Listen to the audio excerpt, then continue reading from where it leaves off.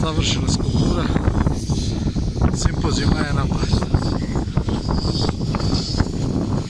Danas, jučer nisam radio. Znači ukupno kad se sabere trebalo bi da bude 17 dana. Ili 18 za ovu skulpturu. Mislim da je 17.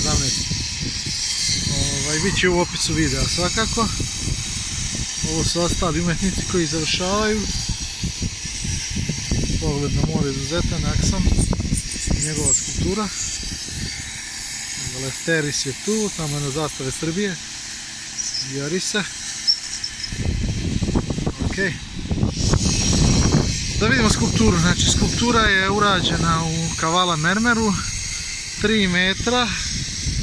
Oko 40 i 45 debljine. Skulptura je široka 1 metar, otprilike u najširem delu. Rađena je većinom mašinskim alatima i ručnim alatima.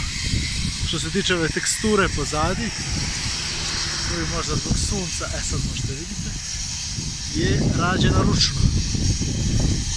Zato što sam saznao da ovaj kamen nije baš toliko čvrst da bi se pravili od njega razne, da kažemo, tanke izvedbe.